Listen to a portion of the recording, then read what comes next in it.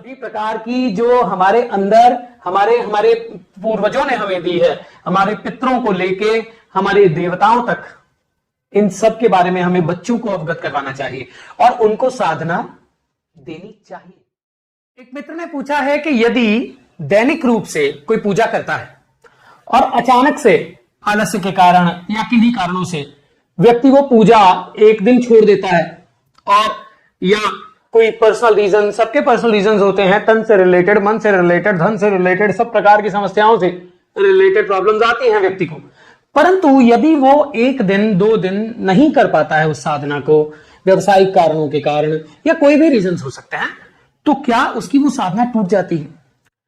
जब साधक साधना की ओर जाते हैं तो मंत्र शुरू कर देते हैं, परंतु उसके बाद में एक दिक्कत आती है कि उनको सही गाइडेंस नहीं मिलती। मंत्र, जब आप कोई भी मंत्र का जाप करना शुरू करते हैं तो कुछ तरह की समस्याएं उत्पन्न होती हैं।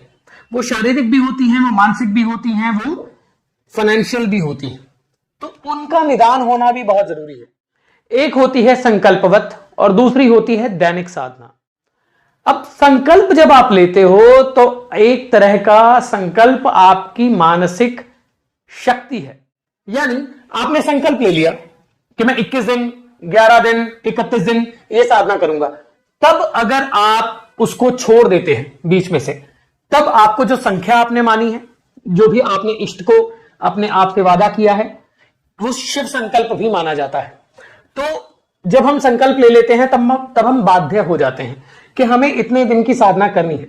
फिर यदि कोई समस्या आती है और आप नहीं कर पाते हो किन्हीं कारणों से, हेल्थ से रिलेटेड प्रॉब्लम से लेके, फैमिली से रिलेटेड प्रॉब्लम्स में लेके, तो फिर आपको वो साधना दोबारा से करनी पड़ती है।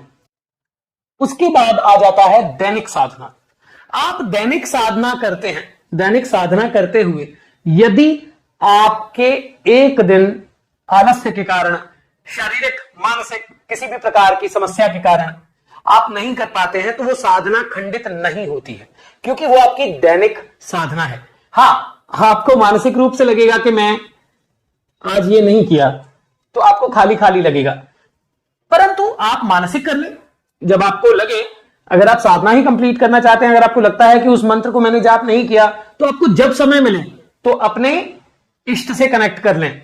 दैनिक साधना में नियम बहुत कम होते हैं, संकल्पवत साधना में ही नियम ज्यादा माने जाते हैं, और दैनिक साधना सबसे उत्तम मानी गई है। संकल्पवत साधना उससे भी उत्तम मानी गई है, परंतु हर व्यक्ति के लिए जो है दैनिक साधना सुलभ है, कर सकते हैं।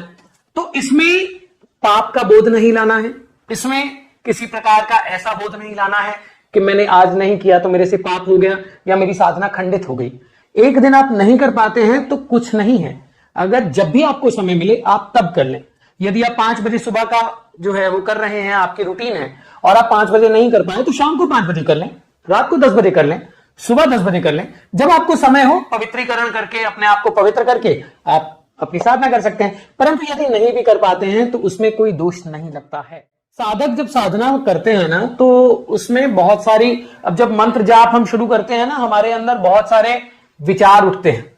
जैसे आपका सबकॉन्शियस साफ होता है, यदि किसी का तत्व पृथ्वी होगा तो उसको कामुकता भी आएगी, यदि किसी का तत्व अग्नि होगा तो उसको जो है गुस्सा भी आएगा, और यदि तो तत्व आकाश होगा, जल होगा, तो नीरसता भी आ सकती है। तो बहुत सारी चीजें होती हैं, क्योंकि हमारे सबकॉन्शियस में बहुत चीजें भरी रहती हैं, और वो ही भरी रहती हैं हमारी अनकॉन्शियस स्टेट के कारण। तो साधना करते हुए जब आप परस्पर साधना करते हैं तो आपके जीवन में बदलाव आते हैं, उसमें से पहले नेगेटिविटी दूर होती है, तो इसी के कारण फ्रस्ट्रेशंस और सब चीजें आती हैं, और आपको उन चीजों से कोऑप करना होता है। इसीलिए मेंटोर को माना जाता है कि आप मेंटोर की देखरेख में साधना करें, उन्हीं से मंत्र लें। दैनिक साधना बहुत पवित्र है, बहुत अच्छी है, हर व्यक्ति को करनी चाहिए। अपने बच्चों तक को आदत डालिए, है ना। मैं किसी भाषा के खिलाफ नहीं, मैं किसी धर्म के खिलाफ नहीं, मैं किसी कल्चर के खिलाफ नहीं, परंतु हमारा कल्चर भी सबसे साइंटिफिक है।